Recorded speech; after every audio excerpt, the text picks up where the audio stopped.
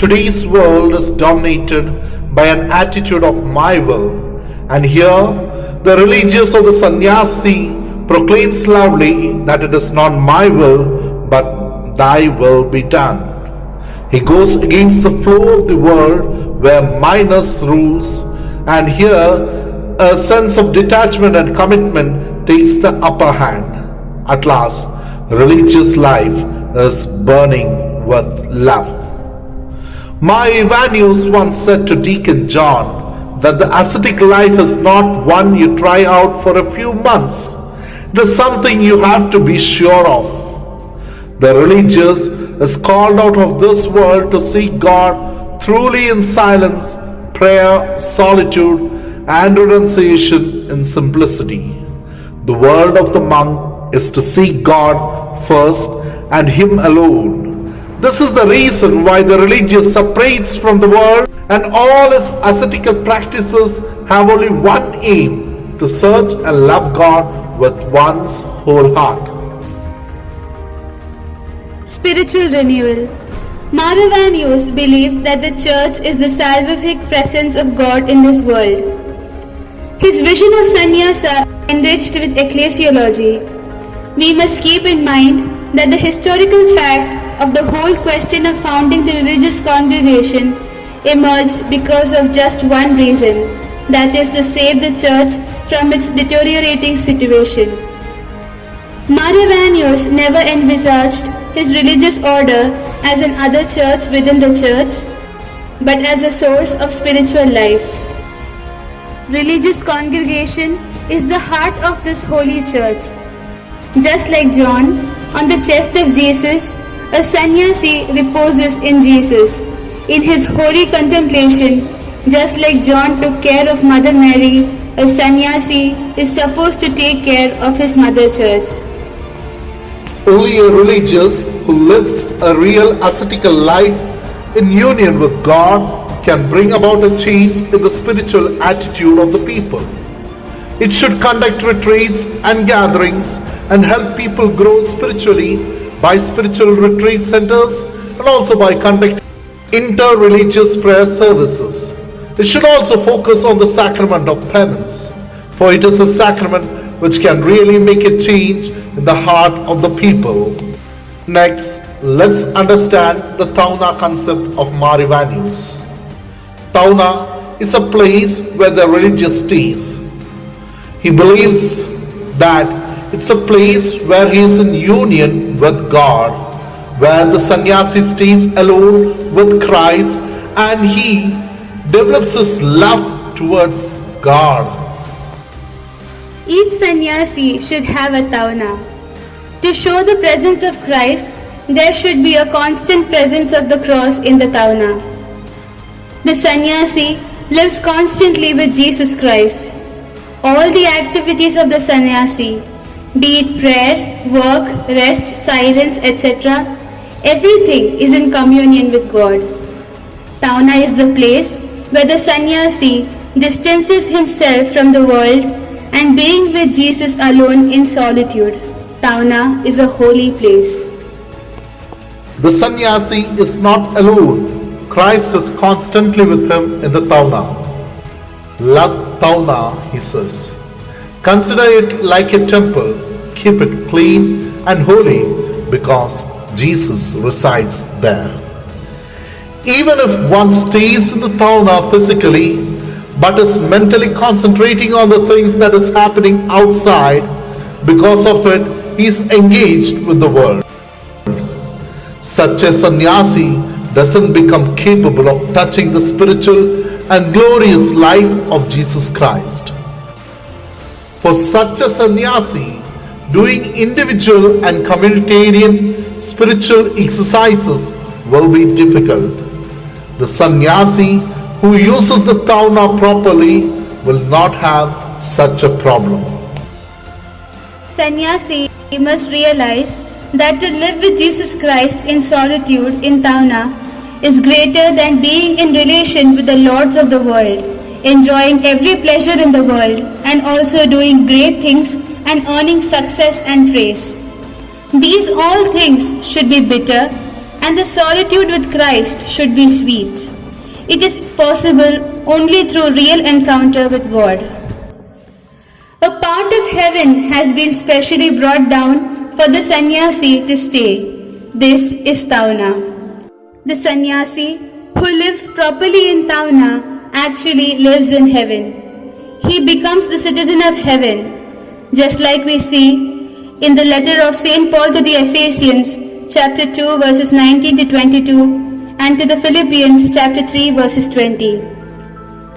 Sannyasi stays with Christ in the Tauna. Sannyasi makes practical the work of faith, labor of love, steadfastness of hope in our Lord Jesus Christ. When you enter the Tauna to be told, the prayer to be recited when a religious or a sannyasi enters the Tauna is, "My only joy, my only duty is to be with you in this Tauna. Crucified with you, I live." In this way, Marivanius utters 13 prayers for a sannyasi while he enters the Tauna. There are also prayers while going out of the Tauna. Tauna might be a concept, but for Marivanius, it is life. Tauna begins with a room where the religious stays. But slowly it spreads, it develops, it grows. And slowly the world itself becomes a Tauna for the religious.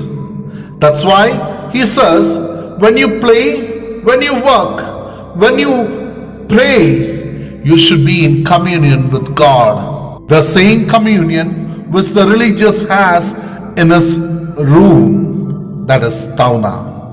Tauna should be the life for the sannyasi. the foundation of Christian sannyasa is the incarnation of Christ, the Son of God, and his sacrifice on the cross. A sannyasi lives his life by imitating and obeying Christ. A sannyasi's religious oaths and offerings are nothing but the essence of his sacrificial obedience. He also points out that the function or role of holy rule of a religious congregation in the life of its members is nothing else than the holy rule trains and helps us to offer ourselves as a complete burnt offering along with Christ himself. All these passages from his writings reveal that for Marivanius, sannyasa is nothing but a burnt offering for which Christ himself is the model, because Jesus is the first sannyasi who lived on this earth, who gave himself as a complete and perfect offering to the Heavenly Father. Therefore, he is the source, foundation and ideal model of sannyasa. A sannyasi must accept Christ as his model, and this will remind him of his commitment and surrender to the will of God. A sannyasi is not for himself, and therefore he must sacrifice his self-interest for the sake of God and his people. The realization of the charism of Indian sannyasa is by imbibing and safeguarding the inner spirit and lifestyle of Indian spiritual tradition in order that the rich Indian culture and sannyasa, which tends to union with God, might be made perfect in Christ. The simple life of Jesus, who lived always united with the Eternal Father in prayer and went about doing good to all, is imitated with the detachment and simplicity of Indian asceticism. Marivanius understands the meaning of the three vows, namely obedience, chastity and poverty, as the meaningful expression of Christian love, a love for the true treasure of eternal life, a love for God. The vows help the sannyasi to liberate himself from the bondage of selfishness and the love for the values of this world to the values of the kingdom of God. Regarding the vow of poverty, he says, the practice of the vow of poverty must be for the sake of the love of Christ. If you have something in abundance, you must be afraid of that abundance. God's love, heavenly blessings, and religious virtues are the only things which you can have in abundance. Marivanyu says, God alone is a sannyasi's law of life and enabling power to observe the law. God alone must be a sannyasi's beloved and joy. God alone must be the asset and treasure of a sannyasi. We perform all our religious duties together with our God. Just like a fish which remains always in the water, a sannyasi must always be in the presence of God.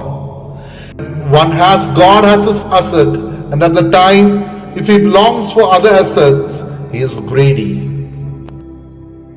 A daily dedication prayer of Maravanyos.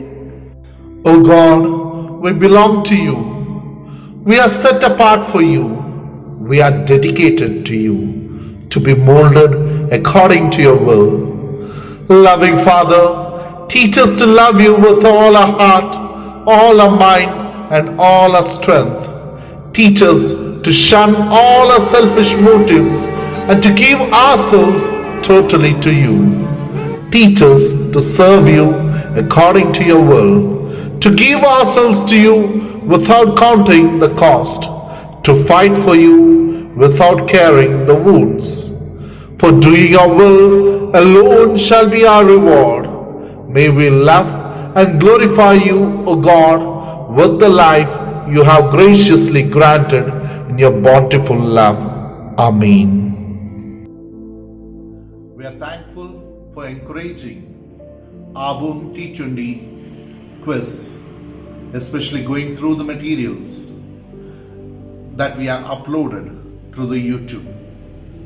It was your cooperation that has made Abum T20 a successful one. People from different corners of the world are taking part in this competition. I wish them all a very good luck. We would like to thank all the people who have helped us in making this event a grand success. Especially, I would like to thank our beloved Bishop, His Excellency, Most Reverend Jacob Mar Barnabas, for his wonderful support. And I also would like to thank the coordinator of Odisha region, who was completely in support for this novel idea. When I put it before him, his support was there. And it is the coordination of all the fathers in Odisha region that has made this event a successful one. I would also like to thank Jose Mundaplavila Achan in a special way for coordinating and supporting me.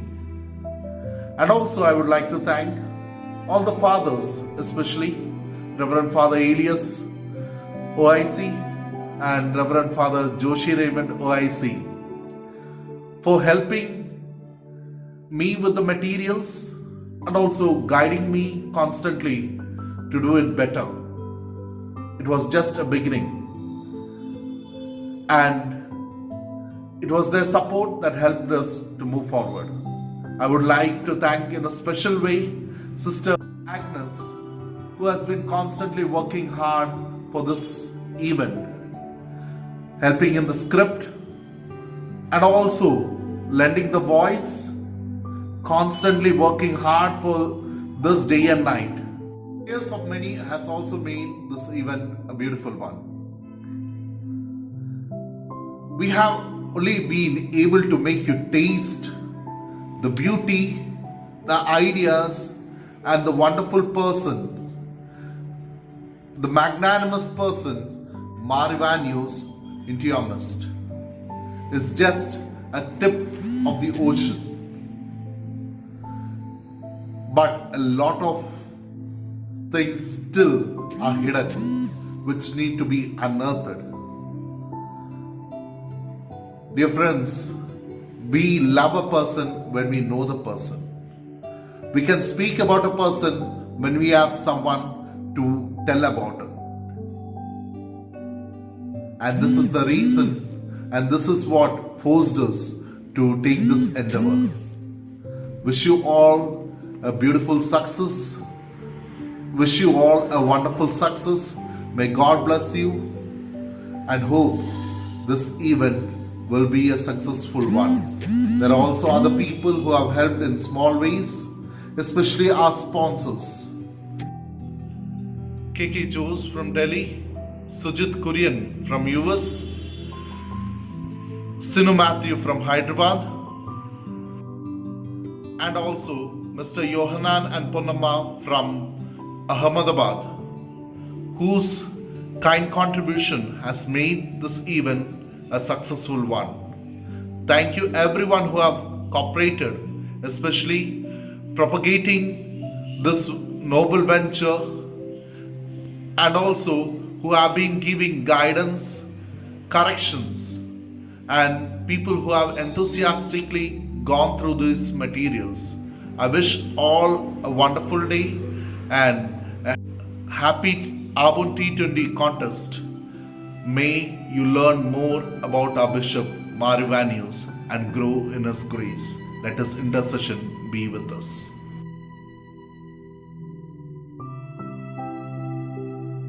Thank you.